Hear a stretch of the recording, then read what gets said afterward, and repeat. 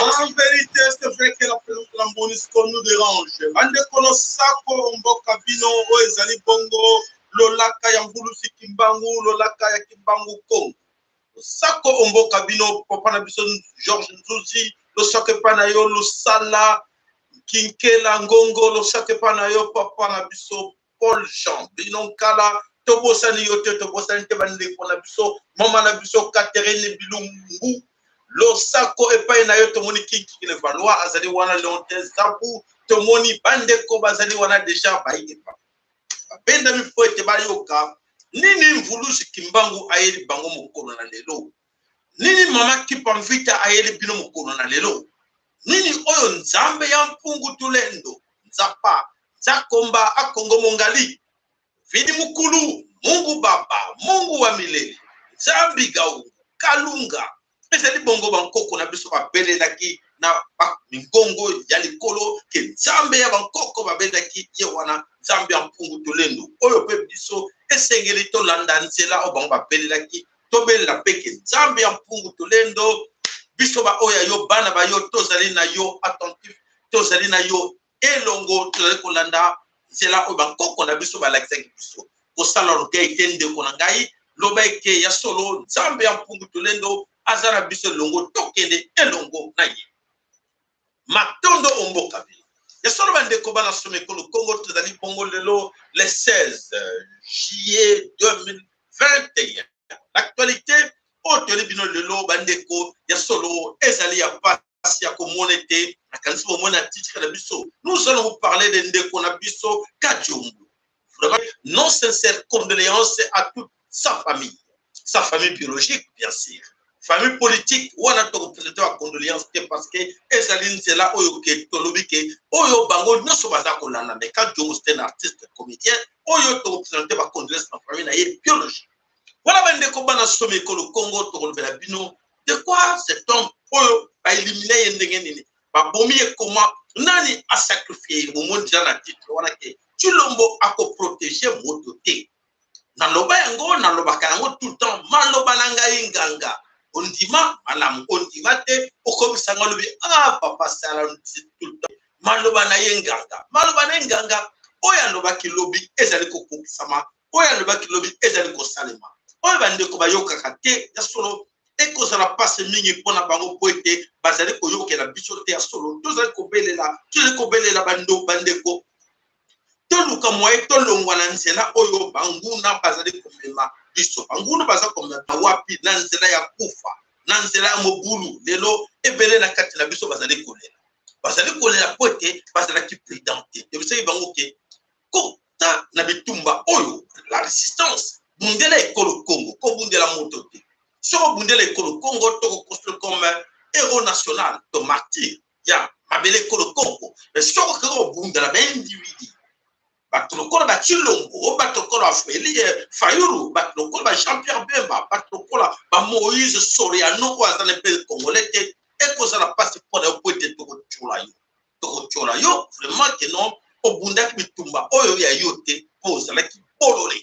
Alors bandeko bana somi kolo Congo tika tokota na mosindo ya actualité na biso sahani losako epai na yo tomoni ke mama na biso Maman Véronique Mbala azana biso wana elongo na moni bandeko ebele Georges Nzuzi azali na biso partout tomoni vraiment Bernie Iron losako epai na yo tomoni bandeko bakisami ebele tika tokota na mosindo ya actualité na biso nini tele bino na mokolo na lelo bandeko oyo tolobaka tomonaka ke ebele bayokelaka biso te bakanisaki tosala komiti tobike ya solo bamama bandeko to etikaka bana na biso to mema bana na biso na éducation ya malamu tokotisa bango na bakelesi mpe ya malamu mais dommage tokomonaki ya solo en République démocratique du Congo côté enseignement éducation badétruisa tout. Comment pas détruire l'éducation ya ekolo au Congo? ezalaki plan moko depuis l'époque coloniale bapreparaki yango balobi non tokotika bango na mbui. Alors ntango bakokoma baignora éducation soki ekufi bakokoma baignorant bango nyonso epuis bakonzi bakozala bamiyibi baescro oyo nakani natangela bino makambo wana plusieurs fois oyo nani conseiller chinois atunaki epai oyo empereur atunaki epai conseiller nakosala mpona détruire un peuple. Alors conseiller biseke mokonzi koperdre mbongo na minduki te na kotangisa makila te kokute cher. Il suffit seulement de détruire l'éducation d'un peuple. Si on détruit l'éducation d'un peuple, si on revenir 20 ans en arrière, on va ignorant. Et dans ce pays-là, on va dirigé par des médiocres, on va dirigé par des gens, oyo, par exemple, voleurs, et le peuple là, on va revendiquer, et voilà effectivement ce qui se passe à l'ère de Congo, qu'aujourd'hui, il n'y a pas d'éducation. Bato a telengani, ba classe malongue zate, o baza ko aussi même humanité sur otali au tourner ba question au mona mawami. Et sali mawami ya kono ba kia solo bande ko wana nyoso baza ko si humanité, baza aussi secondaire, baza ko si ça et université, institut supérieur mais yokaye. Et sali toujours critiquer bango pour la langue te. Langue te mais toujours critiquer pour la matière. Oh, ils ont la carte de tout dans bango. Bande ko na le bien avant. Toujours critiquer bango en français parce que français et ça nous on a vu sauter mais toujours critiquer bango parce que toujours au moins il y a des médiocres en État de ce Congo bon bazo pas soit disant qui baza ben intellectuel mais baza ben intellectuel sont des tout le monde va procéder l'université bango moko o bazo obeta toloke baza ko enseigner bana malamu bana baza l'éducation mais surtout la ligne de près tout le monde que bana baza l'éducation te bana bazo retenir rien et alors c'est perdu bana na biso baza ba perdant aujourd'hui. Alors, tout le monde bana baza ba perdant ndengeneli toyoka. Kylian Diwantessa, bonjour. Bonjour. On a fini les examens d'État. Dans quelle ambiance? Aujourd'hui, je dois finir les examens d'État. Je suis beaucoup d'ambiance. Par les examens, donc j'ai fini. Aujourd'hui, on ne parle pas beaucoup. Je dois attendre. Je dois attendre les résultats. Si j'allais voir vraiment, ça sera bien dans mon cœur. Et comment vous avez préparé ces examens d'État? Je dois préparer normal. Normal, c'est-à-dire quoi? Donc tout ça passe bien. Vous avez été au maquis, vous avez préparé seul ou en groupe à l'école? Vous avez été en maquis. Je dois entrer en maquis le 25 juin. Et le premier jour d'examen, c'était quoi? Le premier jour des examens, je dois travailler maths, physique. C'était maths, physique le lundi? Lundi. Et mardi, c'était quoi? Mardi, je dois faire biologie, chimie. Le troisième jour, qu'est-ce qu'il y a eu? Le troisième jour, je dois faire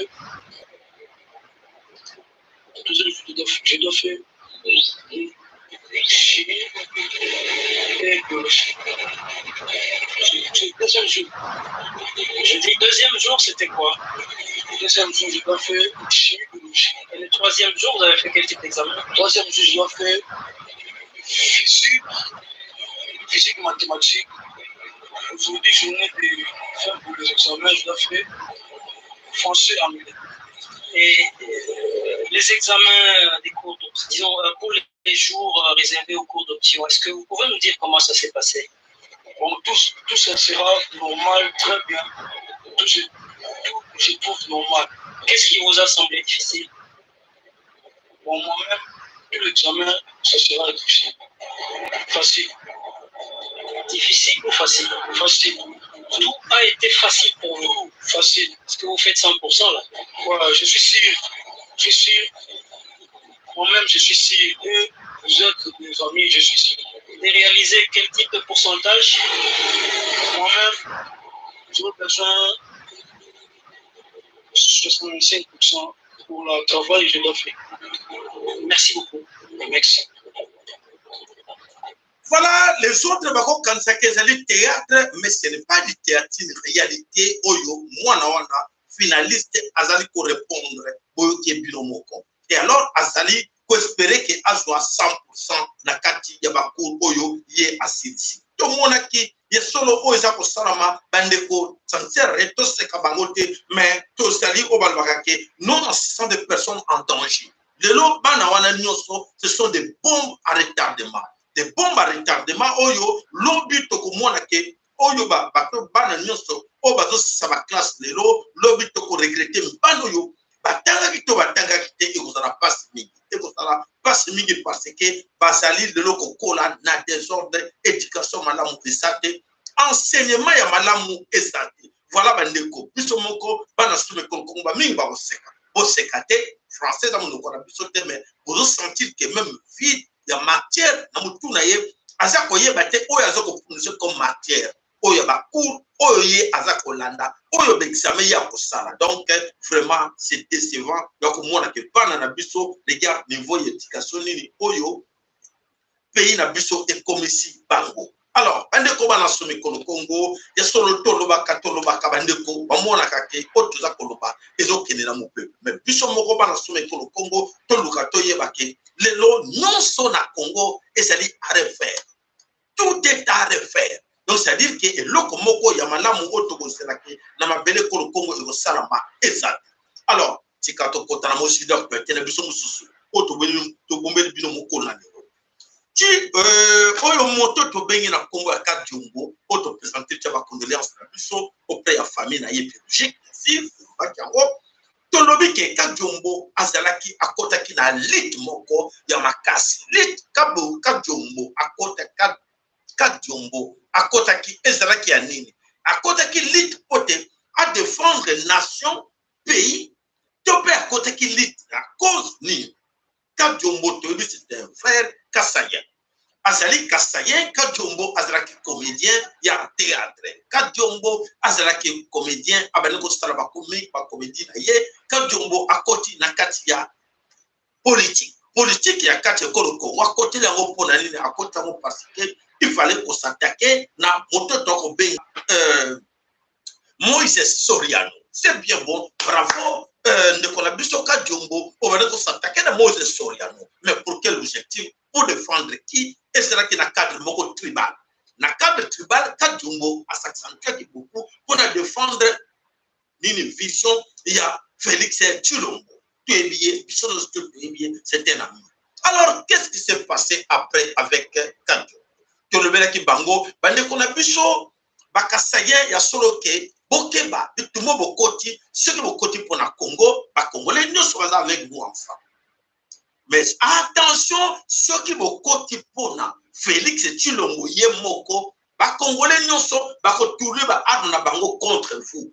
La qualité de le Bango, Baming, Bamon, nous sommes à l'Essiki. Tu veux que moi, comme nous comprendre que Mindou qui a Congolais, nous sommes, et Baliko Baluka contre Bandeko, on a biso Oyo, Basaliko protéger, Basaliko défendre. Félix Tshilombo vaurien. Monument. Félix vaurien, monument, on va se défendre rien, va congolais peut tel Minduki contre Bango. Parce que n'est-ce pas qu'on a biso, to bunda qui n'a pas bitumba, le va commis contre biso dégainé. effectivement contre bino parce que vous protéger vous défendre ma belle Congo mais vous défendre tribu na bino yabaluba. Voilà, je pense que vous avez bien compris l'explication. Alors bandeko nani abomi ti Kajombo azalaki na litia makasi oyo abaniko bimuso ba vérité nyonso ya nani ya oyo moto tobengi na kombo ya Moïse Katumbi tolanda nano moko ya ba video ya Kajombo oyo alobaki tolanda asweni na tolanda allez toke Zambi kuna Zambi asali pe makamure aza Zambien on biso to de bakazalaki Zambien tozali ko kutute biso tu toleki kaka ke mutu moko boye akangi minere ya Jekamine ekoleka te parce que alobi Jekamine aza nongo na ngai il faut afuta Jekamine akeko tala katuma manquer soka azalaki awa nde a témoigner mweza kongolo po azobela yaya na biso wana il était là bako makuna Moïse Katumbi mais on de la biso congolais habité na Zambien bakonzi ya Zambie balobi aza Zambien bufuta ye yango tokangi minere na bino bafuta Moïse bandeko nanga bafuta Moïse pana Jekamine bato Jekamine basali souffrance bafuta ye omoni sens ya kozala koto ozali koto ozali tango sepelisaki ake koto oyo akangi minere ya Jekamine Congo inyokwami Congo ifuti nyongo mais le bato pété le coup la corruption simba makasi avec nous azonga ki les choses dans musée akufi akomi congolais yawa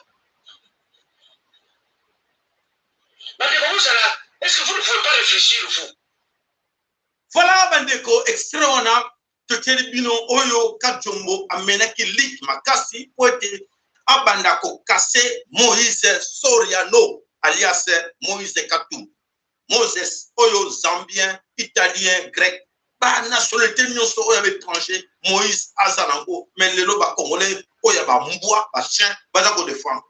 Alors, tout ça ko bele la lelo ndeko na biso akufi comment? Ndeko wana tolobela keke, tolobike, tol pesa bino information, ndeko na Congo ya Kajombo akufi empoisonné. Nani a empoisonné Kajombo? Kajombo vient d'être empoisonné par des proches de Moïse Katumbi. Comment va proche à Moïse Katumbi arriver à assassiner, à empoisonner Kajombo? Kajombo azalaki wana abaniko défendre Félix Tshilombo, mais l'erreur que Kajombo a salaki comme les autres aussi le font, c'est quoi? Bayeba kite à qui ils ont affaire. Bazalaki na affaire na Félix Tshilombo. Otoko bengela Forien monument. Félix Tshilombo c'était ami à Moïse Katumbi. To l'accès bino ba photo, to l'accès bino image tout que comment Moïse Félix Tshilombo bayeba na Moïse Katumbi ba commune de nini ba relation basanango Moïse Katumbi a payé beaucoup de millions et pas il y a famille ya Tshisekedi ba soit engagement ensemble. Même dans ma ya mort ya mucho to benga na kumo ya Etienne Tshisekedi ba son d'ombre ezali wana mingi tout autour ya famille ya Soriano. Alors, Moïse Katumbi ami à Félix Tshilombo. Les amis oyo basali to benga bomba ignorant ba yebi na bango teke lelo Félix to lobela ki bango manoba nganga kana baka donc Félix a ko protéger moko na kati na pinoté. Na lobaki ako ke Félix a ko tika ko protéger moko na kati na pinoté. Ce que Salim Mbeba et que Hippolyte Kanambe a sengi yo a lui Félix nana besoin mutu on a exécuté Félix a ko exécuté voilà na très bien. Ce que Salim Mbeba na moto nyonso oyo azali proche même ba ta peut perdre ce que manquer respect ce qui va sengi pas Félix non nana besoin tête à mutu wana Félix a ko liquider yo bande ko boyo kaka ngo malamu boyo kaka bondi mela kangai pote onyo solo la bino na yebi eloko nini na lobaka. Donc Félix Tshilombo azali kolanda kaka ba intérêt ya ye et non des autres. Donc Félix Tshilombo a protégé Kajombo te Kajombo lelo ba liquider ye pona banani pote abane ko tungisa mingi Moses Soriano et ba proche Moses Soriano ba côté ba leye. Voilà tout dans la sous extrême. vous êtes en train de soutenir mon président, il y a ensemble Moïse Katumbi Tchapwe, sans lui dire la vérité, sans lui dire la matière concrète, c'est laquelle. Vous cotisez ce qu'on a Zamba. Parce que place où Moïse a s'est invité, il y a un débat. Il y a un cotisé dans le débat, il y a un cotisé dans le débat, voilà, extrêmement sous-sangowana, et voilà, Tolanda, Oyo, Ndeko, Azako Pesa Biso comme information, Tika Tolanda, Ye, Azako Lobanini, Ndeko, Oyo, Apesi information, Yaliwa, Ya, Kadjumbo. Ndeko, Apesi information, Yaliwa, Kadjumbo, Tolu Kanan, image, Naye, Azali Wapi, Azali Wana, Tika Nan Toyo Kaye, Alobinini, à propos, Yaliwa, Ya, Kadjumbo. Allez, Toyo guys. C'est une grande tristesse que je vous annonce le décès de Mars Kadiombo. Mars Kadiombo est mort, il n'est plus. C'est un choc. Vous savez que je vous ai annoncé aujourd'hui, Naïb Sibino Nalobi, tout son Kadiombo, tout l'ongolais à Kishasa, Kadiombo n'est plus. Kadiombo Mars Kadiombo n'est plus. C'est vraiment un choc. C'est vraiment un choc. Je suis... c'est pas possible en fait. Je n'ai pas comment vous expliquer. Max Kadiombo n'est plus. Voilà. Max Kadiombo n'est plus. Alors, Bandeko, est-ce que Koko Stéa, parce que ce sont des amis, ce sont des Congolais, Oyo, la chaîne, Oyo, il y a extermination, il y a Bantu, et ça va continuer dans la famille, il y a Chilombo.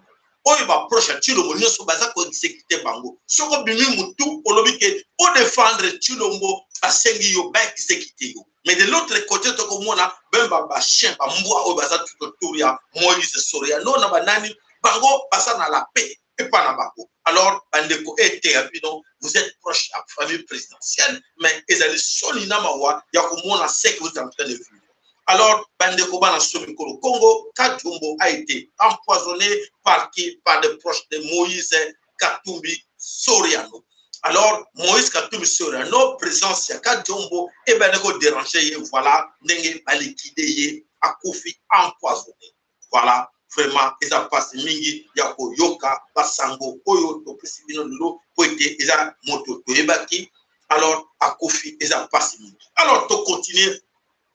Information à biso, o comme sabino, ke bandeko, balance me kolo Congo, o nyo soto le kabino, et salamaka, tout ça comme on a yango, et ça ko salama, nama bele kolo Congo, bebandeko bele, bazako yebate, il est temps que moko na kati biso, a tellement poete à défendre ma bele et kolo Congo. Alors, Tolanda Oyo, Ezekaki auprès, il y a comment va bien inspection générale des finances. Bakangi Oyo, Moto, il y a Dégérat, Abaniko corrompre, Moko, il y a Mbaki, il y a inspection des finances.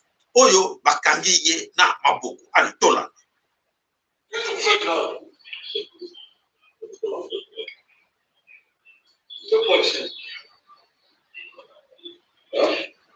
Vous êtes en état d'arrestation.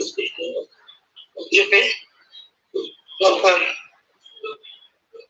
vous êtes en état d'arrestation.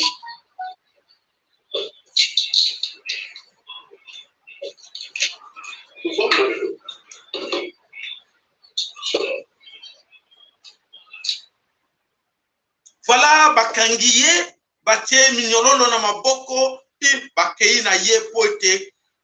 Azaraki moko amukangemi ayaki wana fixé rendez-vous na moto moko ya inspection finance ba piège qui est et voilà bakangi na kanti wana katanaki to na moko tina suka na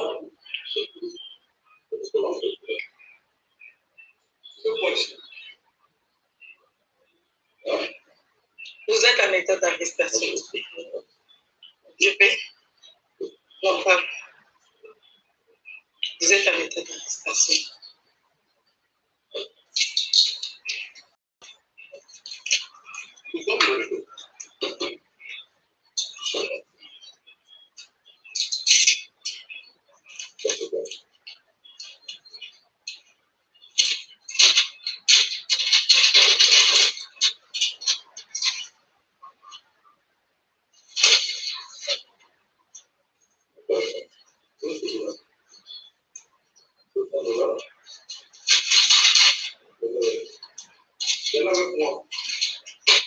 Alors, c'est levez-vous. Levez-vous aussi. Vous êtes aussi à l'état d'arrestation.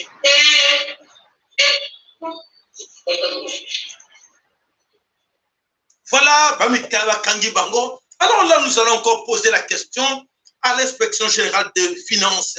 Cherchons à savoir, est-ce que Bateau Toubaza Kokanga, Basong, c'est déjà combien? Toujours répéter toujours la même question chaque jour. Basong, c'est combien la caisse à l'État, Bana Babali Kokanga Bal.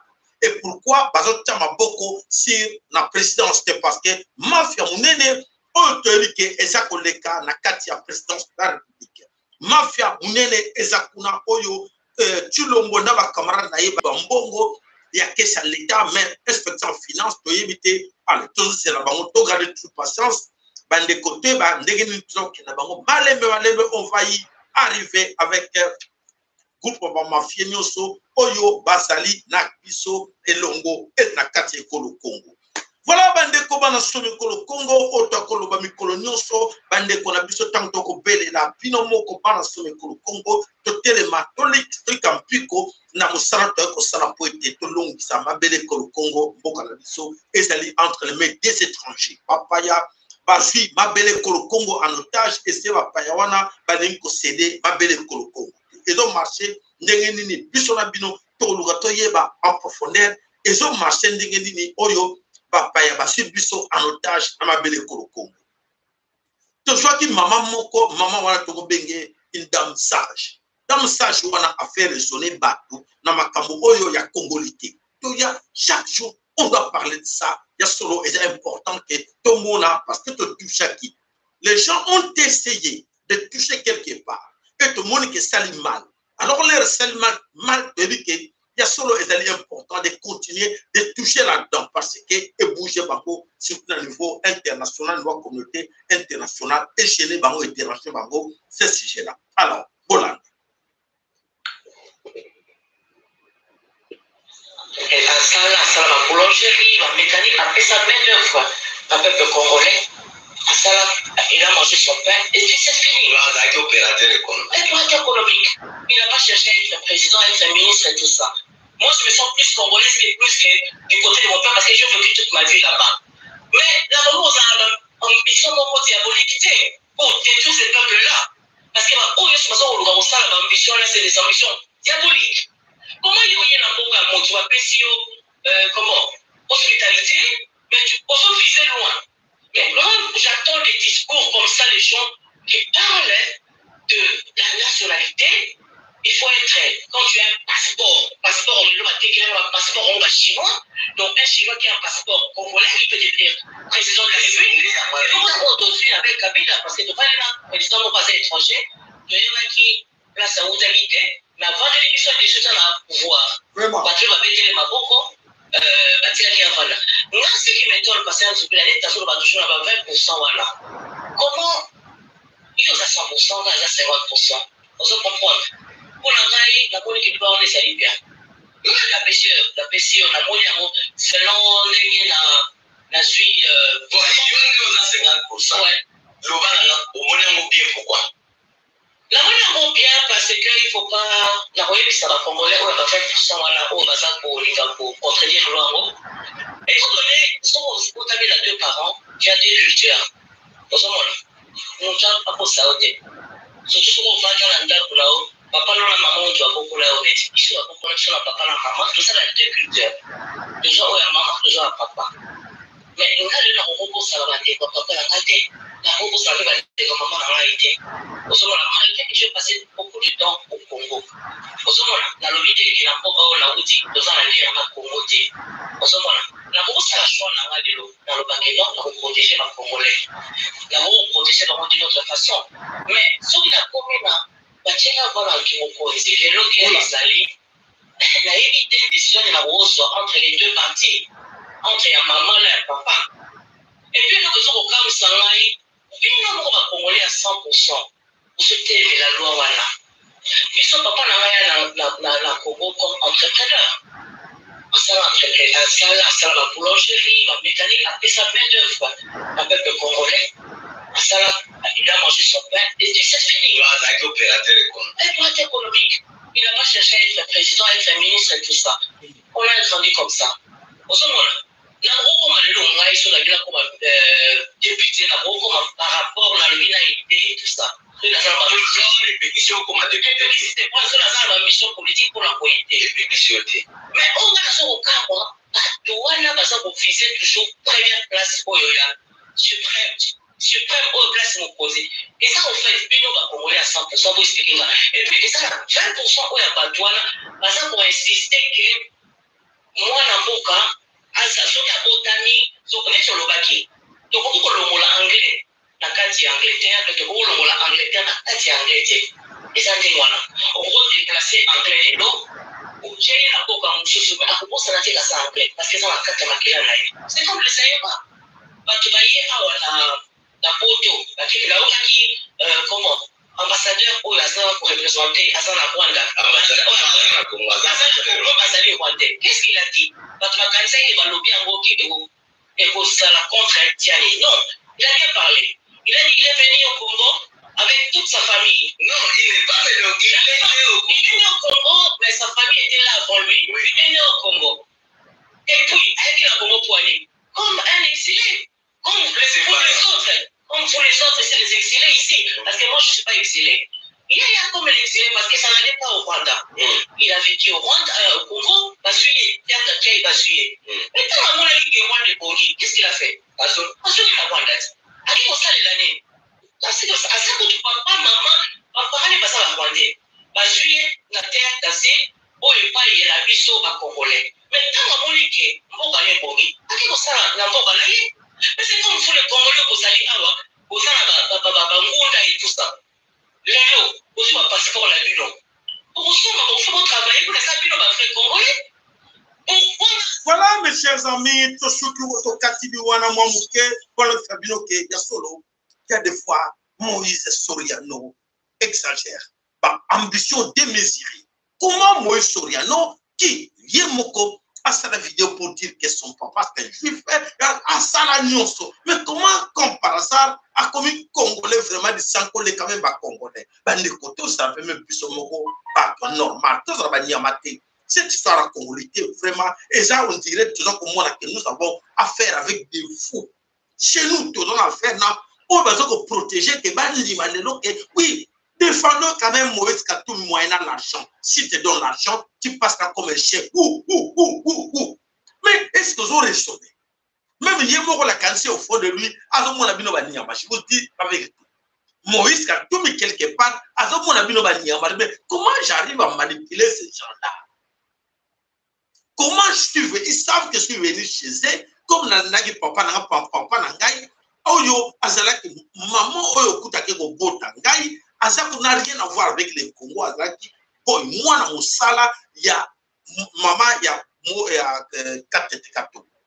Alors, a triché, wana, a commis, a boti, na Soriano. Et le lot, a yémi yémo, qui a rien à voir avec les Congo, et a commis qu'on monte ma coup. Le lot, toka, Libanais. Libanais, moka, poma, Moïse, Moussé, Laurent Désiré Kabila. Libanais, wana, a yébana, tena mokili. Libanais, wana, limo. Mais Libanais est dans les affaires. Soni bandeko s'il vous plaît, tourisme na kalokora bato possibilité et de songe la biso quelque part non parce que mon abiso va soba ba mon abiso va soba banana biso même vous les enfants les jeunes quand vous voyez votre papa est en train de s'engager bêtement comme ça dans les choses comme ça défendre un étranger et on sait que c'est un étranger et ça m'a wami donc papa on a aligné même bonheur na bino papa parce que ce qui qui bonheur na bino, je vois très mal comment à quoi on a dit que le bino héritage à ma paix, à quoi ça ma paix na quatre na famille. Voilà que ceux qui continuent au pays comme ça, aux alliés maudits, les alliés malédictions, donc ça ne va pas na quatre pays. Alors, tout le cas, il va pour nini, makambo non so et na Congo et c'est les Congolais même qui sont manipulés à cause des miettes aujourd'hui pour soutenir Moïse Soriano. Tonanano, Bolanda, autre qui est la binon, et c'est extrêmement quoi, il y a Chilombo. Extrêmement Chilombo, on l'a posé la question à propos de la congolité et la nationalité. Botala, là où Chilombo est limité. Bolanda, là où Chilombo fait la confusion. Bolanda, là où vous comprenez que non, vous en avez avec un président idiot, médiocre. En tout cas, terme tout beaucoup au PSAE, il y a solo, à qu'on mérite. Alors, tout est là, extrait. Il y a Oyo, Chulombo, Alekaki, Nakanesi, na Top Congo, Serana Tchelabinongo. Et ça, mon coup, c'est, on a attentivement, comme ça, vous voyez, n'est-ce pas qualifié Chulombo. Voilà. C'est pour ça que j'ai dit, il faut amener l'amour de la patrie chez les jeunes. Et je crois qu'après ça, la nationalité, c'est rien. Moi, j'ai des enfants qui ont la nationalité belge. Mais si vous voyez mes enfants, ils sont tous accrochés au Congo. Mais ils ont la carte d'identité belge, ils sont tous nés en Belgique. Mais tous les jours, bon, c'est avec leur maman que ça se passe. Maman, ah oui, on a encore annulé les élections, c'est quoi ça? Ce sont des Belges. Donc vous voyez qu'il faut créer. Le Congolais, je ne sais pas, il y a quelque chose de passionnant là-dedans. Voilà, je peux vous comprendre, en haut. Vous comprendre.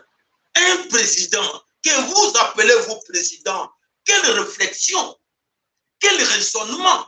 Oh non, c'est avec leur maman, cette histoire-là, et ça a été banana, maman, na bango, banana, bazo, tout na. Mais donc, même moi, personnellement, je n'ai même pas compris. Je n'ai pas compris quelle façon de réagir, quelle façon de répondre.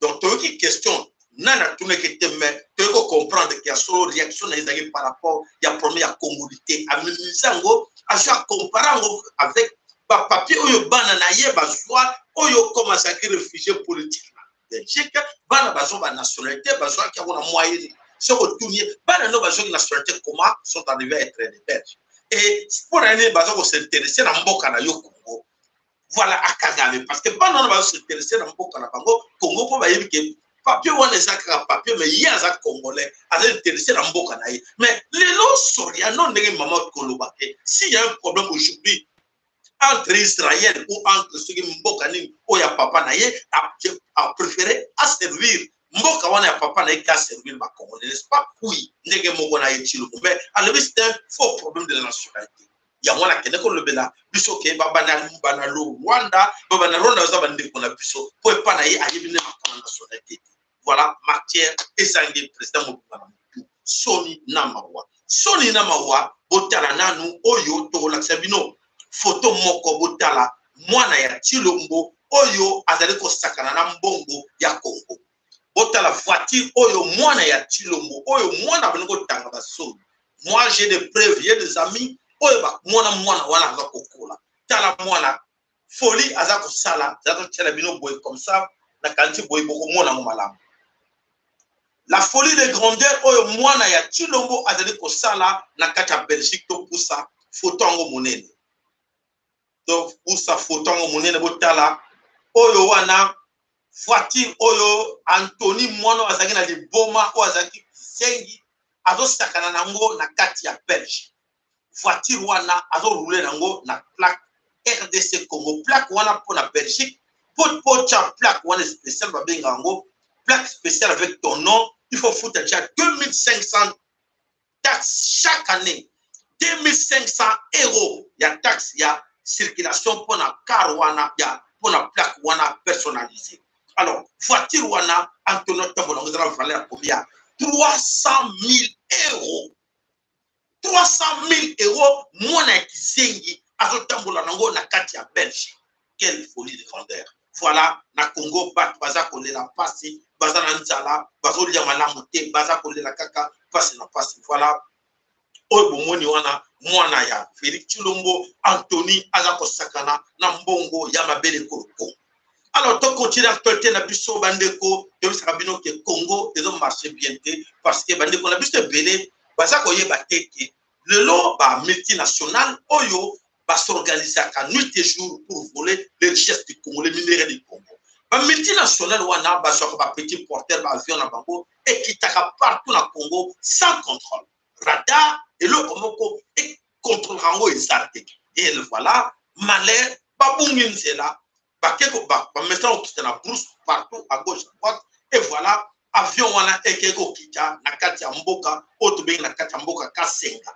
Nakata Kasenga avion batu bakamwe avion ekiti nakati ya presque ekiti ndengeni abungi nzela ake okita nakati ya mboka Voilà, Bota. Voilà. En pleine soirée de ce jeudi 15 juillet, l'avion a confondu la piste d'atterrissage à la route cassée là. L'avion a atterri en pleine route cassée là. Voilà. Voilà, avion est quitté na kati ya mboka, bato bazali kokamba. L'avion, il a atterri en route cassée. Insolite, DRC. Voilà, bandeko bana somekolo Congo, avion ne okolandango ezali petit porteur ya nani ya Moïse Katumbi. Oaza koyiba butu na mo ba richesse ya Congo et dans l'entretemps ba congolais bazali kokufa na nzala bazangi biloko kolia me ba minere na bango ekitaka emataka mota contrôle kango azate. Et voilà, avion ebungi nzela eke okoya na kati eko kita na kati ya mboka miyibi beskro oto sabino kia solo ya makamole kana mabele kolo Congo to komona ngo kaka na mabele kolo Congo to komona ngo epai musute kaka na mboka oyo ya ba boluli. Bande ko bana sowe kolo Congo tikato continuer actualité na biso poti sabino ke makambo oyo ezali ko leka mabele kolo Congo biso mokonde to zali ba mettre na ngo to bandeki ni ko kamba makambo wana. Alors tokende wapi tokei na makambo oyo ya ezako leka na banzinga nzinga ya ekolo Congo. Nzinga ekolo Congo toketi toujours na kati ya Burundi. Burundi ezali na actualité munene poete tozali komona ke Tshilombo azosala préparer un coup d'état na kati ya Burundi. Coup d'état o Tshilombo azako préparer na kati ya Burundi. Nani azako tinda ye kwa sala coup d'état na kati ya Burundi? Président Burundi pe na yebi soki ba yebi déjà que un danger qui les rapproche que Félix Tshilombo azo préparer un coup d'état pour epai na bango en tant que président à l'exercice de l'Union africaine.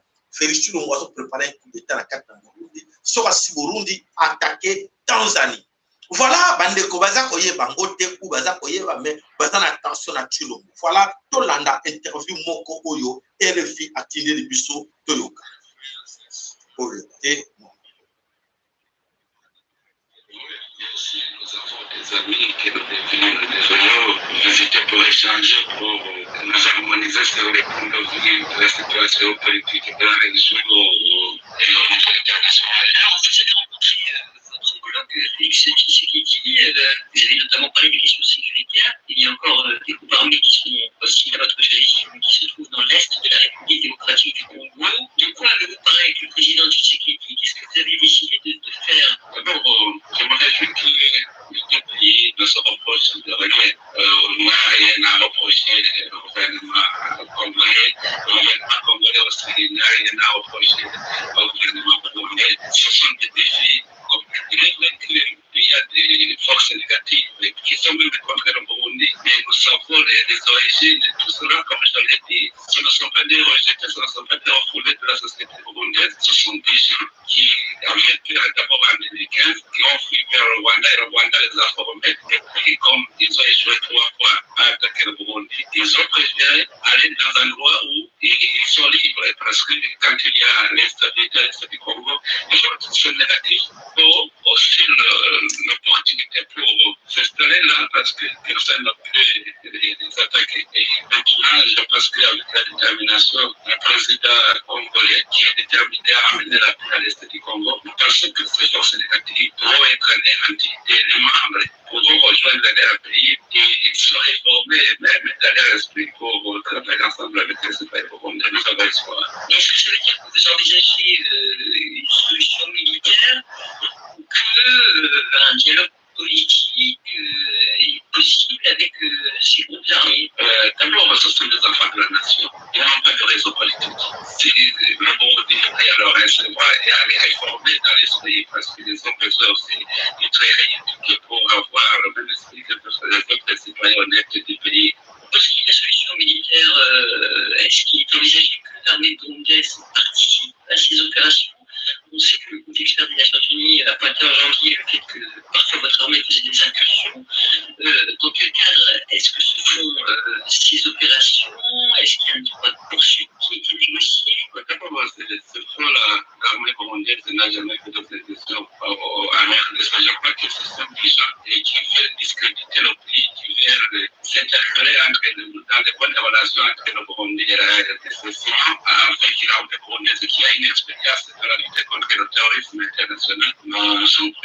a été. Donc, vous avez abordé cette question avec le président Tshisekedi. On a parlé de cette question de sécurité. Au niveau technique, il faut étudier ensemble que faire pour anéantir ces forces négatives qui sont là. Sinon, j'ai entendu que nos officiers peuvent travailler ensemble pour pouvoir chercher des stratégies en fait aux États-Unis. Alors, vous avez visité presque tous nos voisins, sauf le Rwanda. Pourtant, il y a un processus de normalisation des relations entre nos deux pays.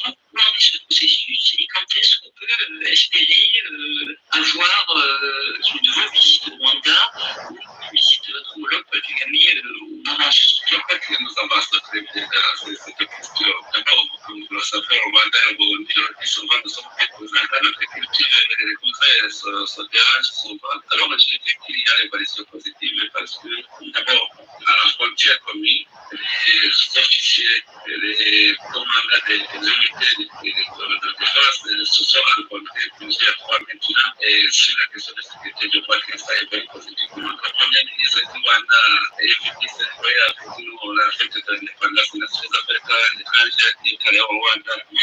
Voilà pourquoi toutes les interviews au RFI, c'est pour vous dire que est-ce que le président burundais a ignoré les dangers ou il a de la présence de Félix Tshilombo auprès de lui. Il est regrettable que le président burundais que Tshilombo c'est un garçon de course pour les Rwandais. Donc on l'utilise pour exterminer, pour mettre les chaos dans la région de Grand Lac. Alors le hier que nous sommes tous concernés dans cette histoire. Quelqu'un qui a une relation avec l'ambassade de Burundi, il faut aussi signaler que Burundi et la Tanzanie, il faut que la présence de Félix Tshilombo, c'est un danger auprès de l'Union africaine. Donc, rôle à jouer pour déstabiliser l'Afrique parce que et Kenya et Rwanda qui a déstabilisé la région et Mboka wana omi balé Tangi, Burundi comme Tanzanie, bazana besoin que bacha à la tête, batouti, ba contrôler, contrôler République démocratique du Congo.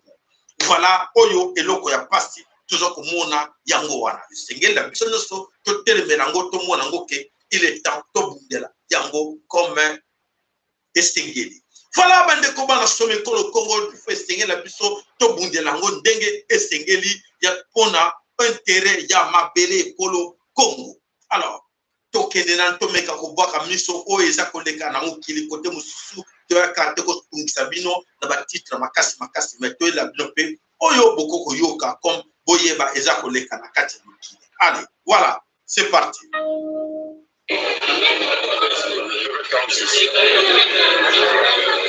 Je m'appelle Brian Takula, j'ai 33 ans. Je suis l'homme le deuxième plus grand du monde avec une taille de 2,46 m. Et je suis l'homme qui a les pieds les plus grands du monde avec une voiture de 60 européens et 24 américains. Et là, on organise un grand événement international. C'est le premier rassemblement de géants du monde entier. Et là, avec la présence de Sultan Hussein qui mesure 2,51 m, c'est l'homme le plus grand du monde. Quand on est grand, bien sûr, on vit beaucoup de difficultés pendant notre vie quotidienne parce qu'il n'y a rien à adapter. Il n'y a rien à adapter à notre taille. Surtout pour moi, de 2,46 m, je trouve beaucoup de difficultés au niveau des vêtements. Voilà, vous êtes informé que moto, il y a 2,46 m, il y a 2,52 m à Sali, Nakati Namukili. On a que photo pesa bino information que bakamila ikoleka yo basali bomoni bango bazala compétition bakutani na kati ya mboka France moto alo mesurer 2,46 m 2,52 m basali. Voilà bande ko bana some kolo Congo tokende wapi tokende na makambo oyo bamundi bande ko sufupe bazala kati ya France bazala kati ya Belgique bana besoin va to kontato attaquer sujet o eza koleka na kati ya Allemagne. Toyo kananu oyo eza koleka bolanda non comment.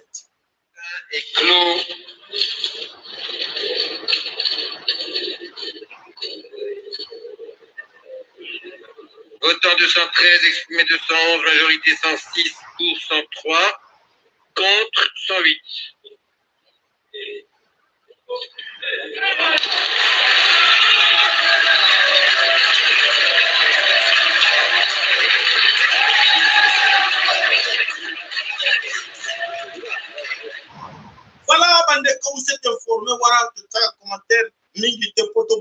bino mo boye tulinga kolobela sije wana mingi teme tele bino po boye ba nini eza koleka na kati na mokili bakebele baza konsela bayoka yango voilà boye bi boza informé pour la sije wana toleki. Alors bandeko bana some kolo Congo to koti wapi na sije mususu oyo avana no totia na sije wana tole sebino mwana moko na tango tolobaka ke na kati ya mokili biso bato toza bato nzambe asala moko na kati na biso oyebaka ba droit na yete. Beaucoup parmi vous mingi bayeba ba droit na bango te bayebaka te ndenge na ko se défendre dans une société mais toza ko remarquer ke na ba nyama na bana mike ba bébé akoko se défendre mais toza comprendre te loko ni ba lesa ka ba congolais mais kono ba ko se défendre te lelo ba lelaka congolais nyuso ça ne va pas. Boya boluka la biso solution papa boya boluka la biso solution biso ça ne va pas biso ba maman mais ba yebi ba droit na bango te. Alors tonto la sabino soko yebi droit na yote oko sala ni soko yebi droit na yote oko sala nini même moi na moke oyo ayebi ke azana droit c'est là to la sabino oyo moi na moke ayebi droit na yo bona.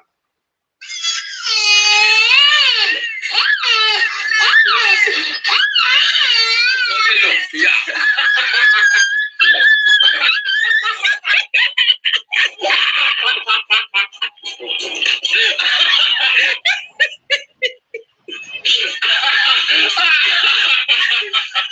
Bona nini mwana wana pele ni mama na yete le mwana se défend mwana moni kaza menacé akoluka ba parent à lui aza menacé na mbwa mwana wana kangi mbwa na makasi na ye asfi mbwa na mutu mbwa pa lui mwana se défendre mbwa akili mais ceux qui bino ba congolais voilà bobene ko belela papa eboya ba français ba italien boya ko lukela biso solution boya ba italien ba bitala ba so ba bolole o ba zo nyoko la bango na un rien na tête la pays na bango ba lela kaka donc voilà ba zo seka biso à gauche à droite pour na nini tombe sana ka kolela bolingo se défendre te bolingo telema te bolingo tomboka te kaka kolela voilà oyo tutele bino comme exemple ya mwana bébé oyo à côté na kudu classe te ayebi eloko moko te mais voilà amoni eloko menace ezali atelemi à se défendre.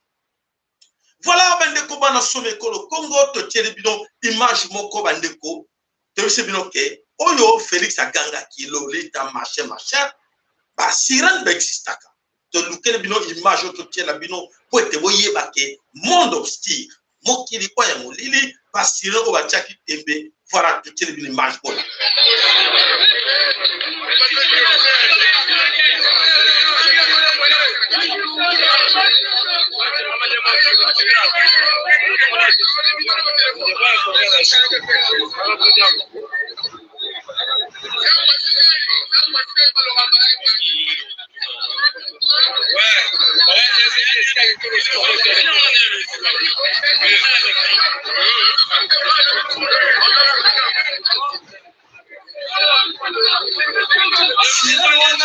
Au moins la première partie que nous avons dans le Goma, dans la ville, ailleurs, là, tout n'a pas.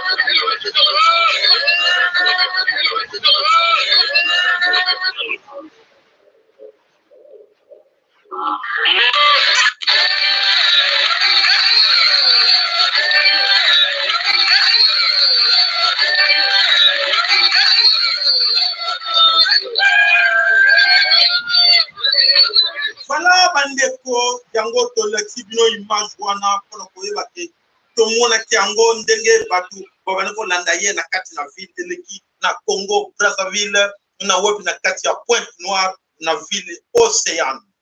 Voilà toyoki ba image wana eleki kuna bamoni yango en live.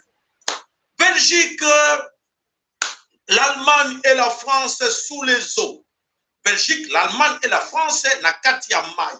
Qu'est-ce qui ne va pas Bamboula et Pedro Beta na katia Belgique, Allemagne, na France. Et l'Okonini, et je les Kanakatia Mboka wana na lebe la kabino, na répété tout le temps que Malobananga Inganga.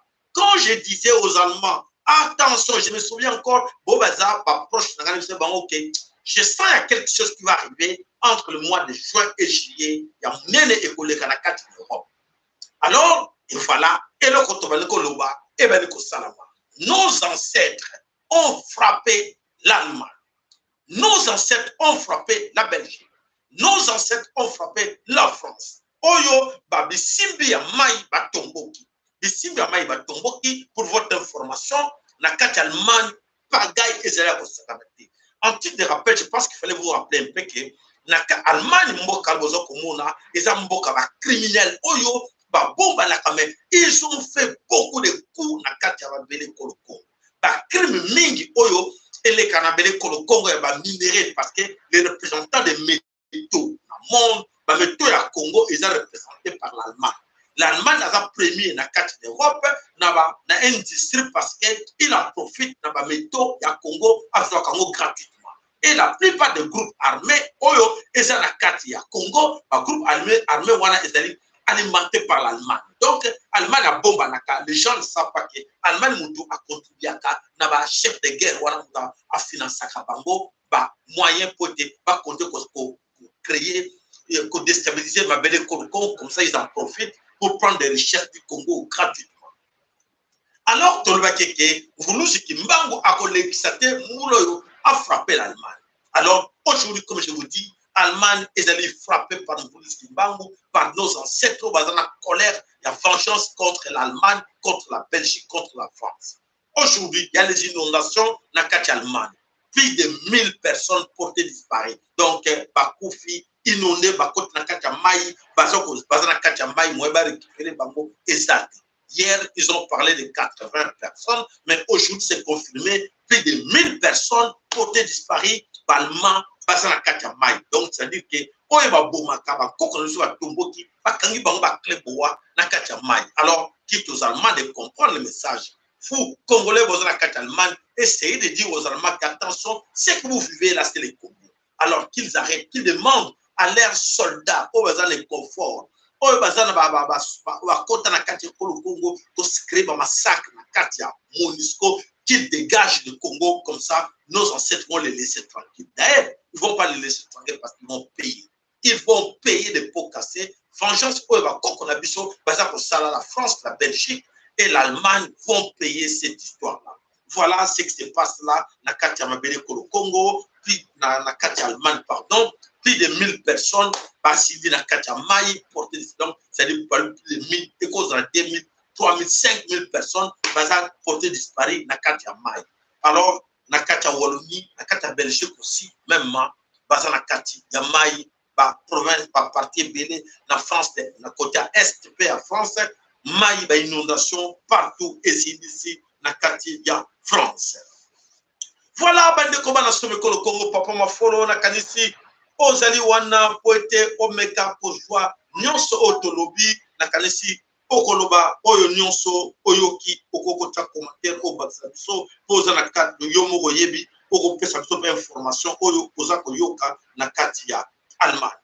Alors na kanisi bande ko nyonso bobi numéro na biso téléphone, n'hésitez pas de nous appeler pour nous informer oyo boyebi ezo le kana ba ko nyonso. matondo mama na biso Catherine Bilungu mama na biso nanu lo sakwe pai na yo papa mafolo allo papa mafolo lo sakwe pai na yo maloba omboka yo lo sako papa Sahela bandeko na pesi lo sako na bena Congo ba mama Congo la pesi lo sako na bilonochi na pesi pe lo sako na ba mususu ba uti kokota peut-être mbalali muso ba kota na lulaka ya mfoto sekimango lulaka ya boyebi na kukumi sanzami mpungu Zambia bakoko na biso Zambia bakoko na biso atinda ka mfoto sekimango lokola principe na ba fonction na ye ya kokakila be na Congo na mabele ya Congo matondo mingi na mfoto sekimango mama tipa bita na pesi yo matondo mingi papa Sahela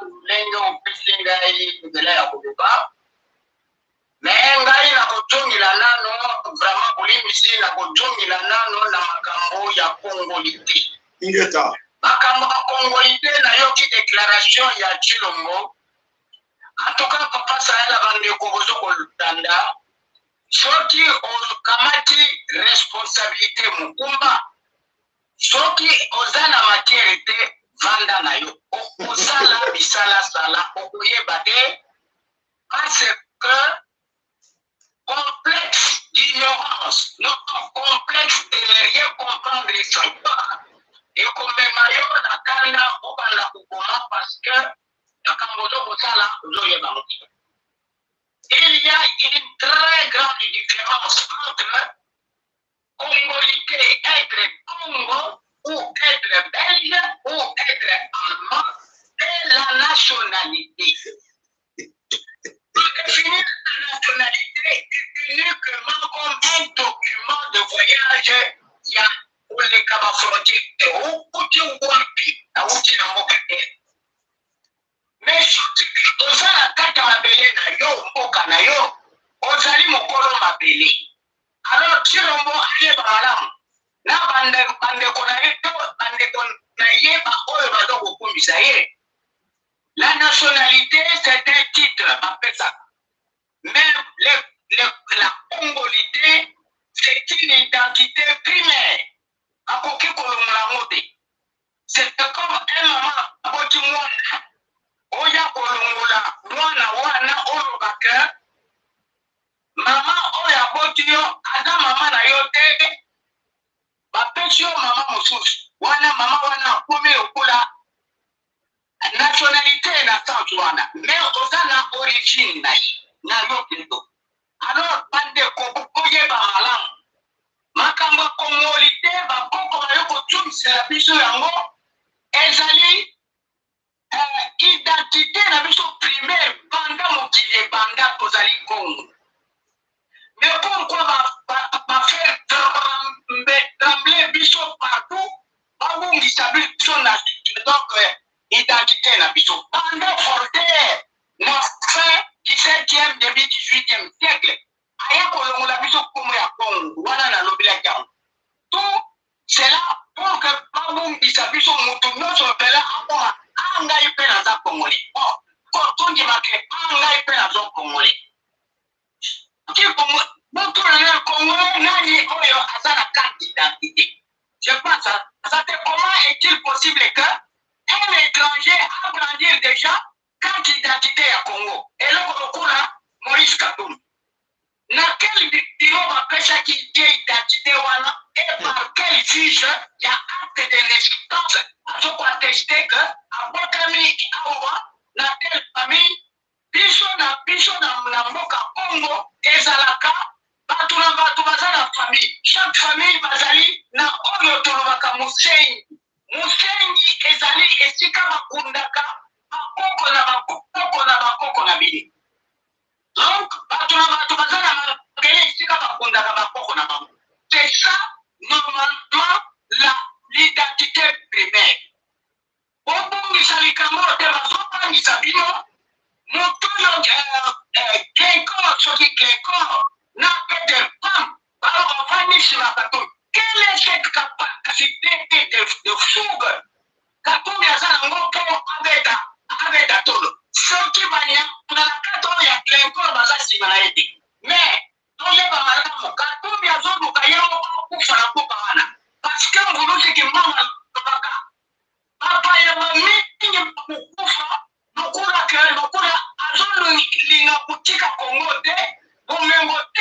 puis alobi soki akei na kotia bomengo oyo na kozwango lisusu wapi nde ekomemepela ye na liwa katumbi ya kokufa.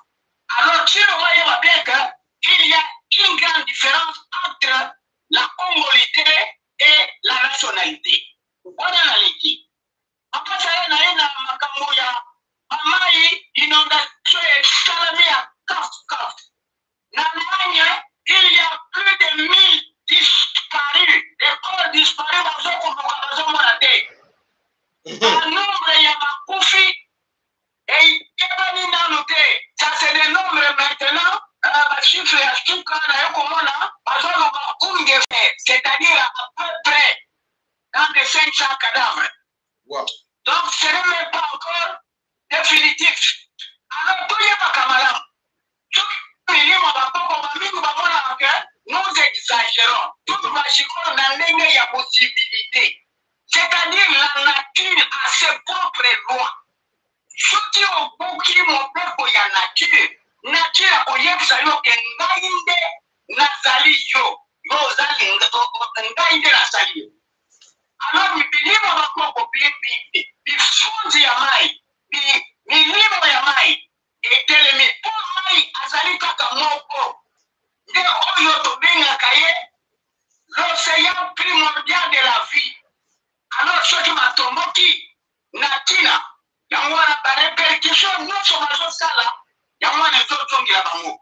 Sikoyo tozokomituna mai yango atomboki bato bakufa. Bongo vaccin ya covid ezali wapi mpo batuba mai elemba eke wapi. Omoni mayele na bango baza na mayele ya soba aza mayele te. Apasa ela Allemagne eza na se ya mai. Na Belgique na kote ya Liège mai ekote bato bazobala soki na banzete bakomi lokola bamakaku. Alors voilà, otonobaka nul n'est au-dessus de la loi naturelle. Nul n'est au-dessus de la loi mipeko oyo ekelemi na moki. Sala manduki na yo. Sala ba terrorisme na yo. Osi chabe na Congo. Neyebaka malamu. Liboko ya mobali ozokokoma. Ya mwasi ezokotonsela yo. Ce que tu fais, te fait. Voilà la situation tozala ngo la catastrophe. Makambo ya Covid bazolobela ngo esuki te. Sikoyo bazokolobela makambo ya banoya na badisparu porte disparu ya mai. Dala sango tozala ngo lelo totala bango soki bakokobimisa makambo Covid soki bakobandokolela bibembi. Toyebi te bango soki balelaka te. Soki mpe bamonaka mpasi lokola biso tomonaka. Tokoseka bango. Atala na Kongo ya bakoko na mvolusi kimbango na tuisha maluka. Engeta.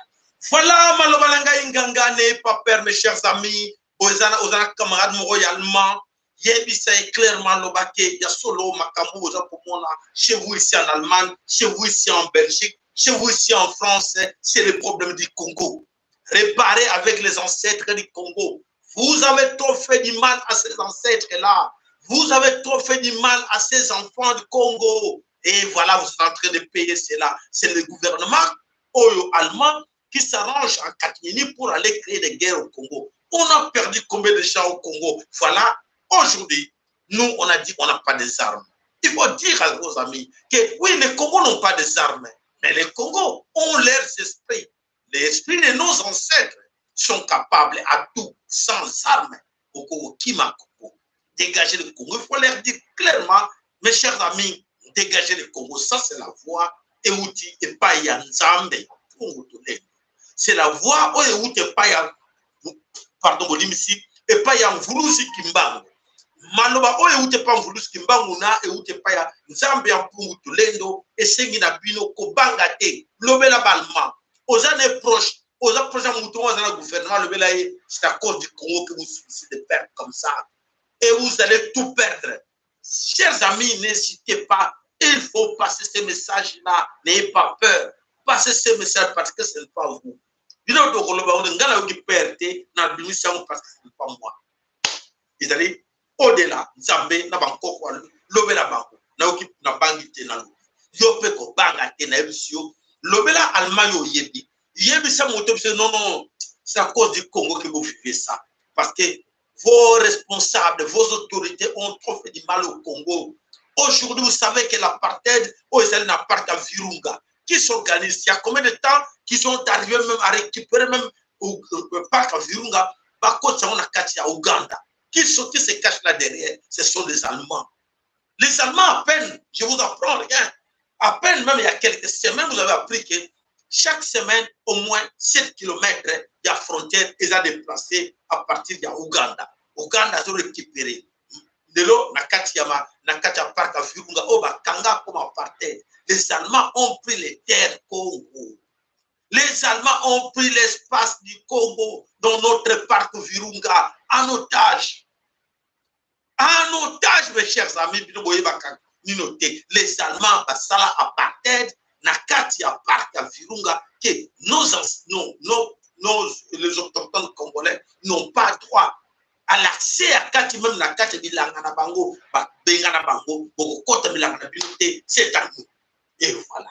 Et voilà ce qui se passe. Tout sera clair, tout le Bélakango, parce que personne ne vous dira la vérité. La vérité, et vous t'accrochez à la chaîne, le lac à Luskumba. Et ce n'est pas moi, c'est l'Éternel. Oyo atini ngana le Bélabino, Nzambi en Pungutolendo, Nzapa Nzakumba, Congo Mongani. Vidi Mukulu, Mungu Baba, Mungu Amilele, Nzambi Kaungu, Kalunga, Alobi Lobela Bango. Vulusi Kimbangu dans tout le monde, Alobi Lobela Bango. Ce n'est pas moi. C'est Bango, voilà, voilà, bandeko bana somme kolo Congo na kanisi to suki wana mokola lelo bandeko nyoso balenda ki biso matondo epai na bino to sengi na bino ke to pesi rendez-vous na biso mokola le samedi oyo koya comme actualité to koya. Donc encore une fois to présenter nos sincères condoléances à la famille biologique qui a Kadiombo mawa mingi ya ko manquer artiste ni ngon baze ko kufa. Et alors il fallait pe bayeba comment se protéger, comment bundela mabele kolo et non bundela motoyo a protéger bino jamais. Donc je rappelle encore à tous nos amis, vous luttez pour défendre Félix Tshilombo les jours où ce gourou là, ses amis, parce que Moïse Katumbi, Kabila, Félix Tshilombo Baza Obele Motomoko, ils sont ensemble. Voilà, Kadiomo ne savait pas, ils pensaient que ce sont les ennemis. Voilà, malheur, c'est triste, mais c'est arrivé. Merci, Nabino, de coaliser mon centre, le sac panayo, de Konabiso, d'Eric Gabriel, le sac panayo, de Konabiso, Nyonso Koko, Tikoko, Namoni, Bozalaki, ebele, le lot, la chaîne, vraiment, Balak Nabino, et c'est un plaisir, Bobo Sanate, pour pointer, de vous abonner massivement sur notre chaîne, n'oubliez pas aussi d'appuyer sur la cloche, vous êtes attentif, Union sur l'émission Oyo et la Dakar. Biso, sur la chaîne, il y a bateau, il va côte ça un plus dans moto moto. Et non, sur Oyo qui est monsieur l'équipe dans l'air. Et sur la dernière, on a beaucoup de so, et on peut ça un plus, Oyo va lobby, comment Yoko. Bandeko batuni musuba rotuna ke texte Oyo, na tchela ki bino, et où tu vois texte wana ezali Oyo, finaliste moko, parmi les finalistes Ekolo Congo, Oyo, atindaki akoma ki poete à biso ke assisi dissertation ce que vous avez français on est à il y a solo le pestina mawa il y a rotala que finaliste azako koma mon amonoko et bien soit comme na monoko nini bino ne ba beaucoup yeba monoko nini français na monoko na biso te bien sûr mais quand même na tango que l'autre lui que to bien le français en côté quand même moi na oyo comme na niveau oyo akoko koma français d'abord matondo voilà to pesani rendez-vous pour na lobby matondo na bino nyonso to libongo te ingeta ipobo